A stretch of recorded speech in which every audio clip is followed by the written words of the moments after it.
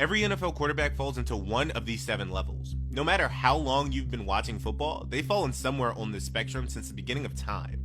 And there's only a few people who have ever even come close to level 7. But obviously we're not going to start there. Level 1 is garbage, the bottom of the barrel. Their accuracy is non-existent, their decision making is stupid, just no redeemable qualities whatsoever. Back in the day, there's this quarterback named Nathan Peterman, and teams kept giving him chances despite him being absolutely terrible.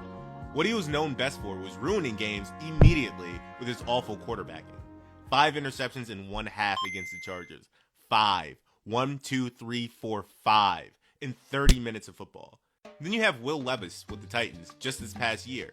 Every single week was just a new meme. Titans fans had given up on the season by week 5, and now they have the number 1 overall pick. Don't even get me started on Jamarcus Russell. The Raiders gave this dude $61 million to sign immediately, and he was god awful. He would show up to practice overweight. He couldn't read a defense. He had zero work ethic. He would rather drink lean than actually play football. It was actually really, really funny. I mean, this dude was supposed to be the savior of the franchise, and they picked him over Calvin Johnson. You only watch level 1 QB play for one of 2 reasons. You watch it as a comedy, or you watch it just because you're a fan of the team. But no one actually takes this level seriously. Unlike level 1, in level 2 you can actually win games with your backup. Now and then, if the stars align, you may even get the occasional decent performance. Level 2 includes former stars, or starters, who have fallen off from grace, like Russell Wilson, Jameis Winston, Mitch Trubisky. But I mean, is there really even a better job than being a backup in the NFL? This might be the best job in America. I mean, these guys are making $7 to $12 million a year to maybe play 1 or 2 games. Like Mitch Trubisky is up in Buffalo now, and he's backing up Josh Allen. He's never going to play.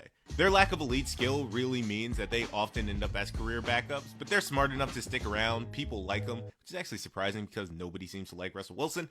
But you can put these guys into situations and not immediately lose the game. But let's be real, you're not winning a Super Bowl with level 2 quarterback starting. They're just good enough to keep you from being a complete embarrassment on national television. Alright, level 3 starters. Like Tua, like Kyler Murray, like Joe Flacco back in his prime. Not great, not terrible. They're fine. They're starters. Level 3 quarterbacks are best suited for getting you to around like 9 wins and fighting for a wild card spot. Any sort of team where you're not losing games is the primary objective. Unlike level 2, starting quarterbacks might actually have more than one read in their progression. Some decent arm talent, they can manage a game without completely falling apart. You might even get some solid stats, 3,500 yards, maybe 25 touchdowns, only 12 interceptions. And I know people are going to be mad at me about Kyler Murray putting him in this category, but I mean, what else is he at now? I mean, we're in like year 7, and the man's got 1 playoff appearance. I mean, they're fine. Same with Tua. They made the playoffs a couple times, but they aren't going to win any games in December. Then you have Joe Flacco, though. He's like the perfect example of this level. Most of his career, he was just there, solid. Reliable. I mean, the only reason that anybody would even think that they were Super Bowl contenders was because they had the best safety of all time in Ed Reed and the best linebacker of all time in Ray Lewis. Nobody was scared of Joe Flacco until 2012. But that's what makes these starters actually legendary, because they can go on a playoff run. They can just get hot, and all of a sudden, you're catapulted into the Super Bowl. Level 3 quarterbacks will get you to the playoffs every few years, keep your fan base just enough hope to buy season tickets, but don't expect anything too crazy. They're the definition of NFL purgatory. Too good to replace, not good enough to win with. Level 4, we have really good quarterbacks. Here we'll begin to actually talk about respected QBs in the league. Some of them may even be your favorite. What separates them from normal starters is that these guys have the ability to get hot at the right time, make clutch throws in big moments, and actually lead their team to championship games. And because of this, they enjoy a great amount of respect from casual fans who can't really distinguish them from higher levels. Jalen Hurts won a Super Bowl and got to 2 of them. Brock Purdy took the 49ers to the Super Bowl. Jared Goff has the Lions in the NFC Championship game. Phillip Rivers also made it to an AFC Championship game too. But here's the thing, and this is really crucial. They all need help, potentially, to carry the load. Jalen Hurts had the best O-line in the league, A.J. Brown, Devonta Smith, and Saquon Barkley, who rushed for 2,000 yards. Brock Purdy has Kyle Shanahan. Phillip Rivers had really, really great offenses. and so does Jared Goff, who was once with the LA Rams and Sean McVay and was now with Ben Johnson. So I guess we'll see how he does this year.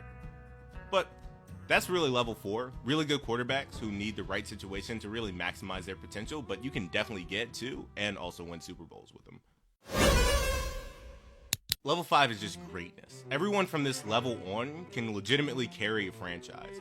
Level 5 has elite arm talent, clutch genes, and can make throws that 90% of quarterbacks in the league just simply can't make, and they have the consistency to actually do it.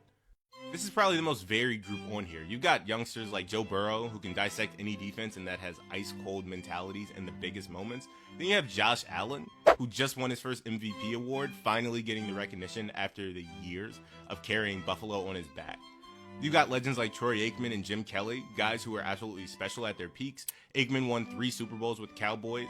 Jim Kelly took the team to 4 straight Super Bowls in Buffalo. And the difference between level 5 and level 6 is that they're just not first ballot Hall of Famers on their own just yet. Troy Aikman obviously did make it in, but that was because he had Emmitt Smith, Michael Irvin, the best O-line, and they won 3 Super Bowls in 4 years. But it wasn't necessarily Troy Aikman doing, even though he was great. Josh Allen is on here because he's won an MVP now, but he hasn't made a Super Bowl. And we've seen MVPs who have made Super Bowls not make it to the Hall of Fame on their first ballot. So he's not there just yet. But level 5 is really great quarterbacks who are just missing that one piece of consistency or championship pedigree that would make them absolutely legendary. Level 6 is special. First ballot Hall of Famers. Alright, and suddenly we get a lot less mainstream. I think we all know probably who's on this list. At this level, the quarterbacking just demands your attention. Take Lamar Jackson. He's literally having 2 Hall of Fame careers simultaneously. As a passer, he's got elite efficiency numbers. He literally just threw for 41 touchdowns and 4 interceptions. He's the only quarterback to rush for 1,000 yards in a single season twice. Level 6 quarterbacks have their ability to dominate in any era. You have guys like Aaron Rodgers, the most talented thrower of the football we've ever seen, Drew Brees, Patrick Mahomes, all doing things. They're all going to be first ballot Hall of Famers if they're not already. But here's what's interesting about level 6.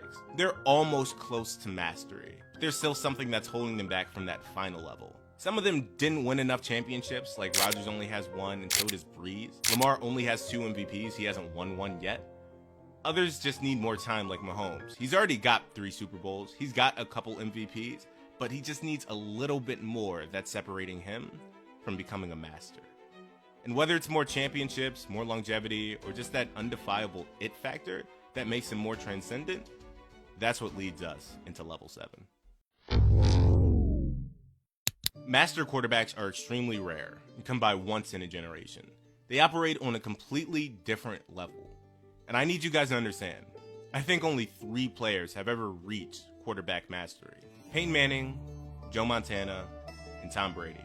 Peyton Manning was a pre-snap master. Joe Montana with the clutch gene. Tom Brady had it all. The longevity, the championships, the clutch gene, and the pre-snap mastery. The ability to elevate everyone around him no matter what. 7 Super Bowls. He played until he was 45 years old at an elite level. Joe Montana was 4 for 4 in Super Bowls, and Peyton Manning got to 4 Super Bowls and winning 5 MVPs. They were just on a different level. Peyton Manning in 2013 was unconscious until he met the Legion of Boom. But up until then, he was an absolute master. They checked every single box: championships, individual awards, longevity, clutch performances, leadership, football IQ. If you want to understand what makes football so great and so popular, you start by watching these 3 play. And you'll understand mastery soon enough.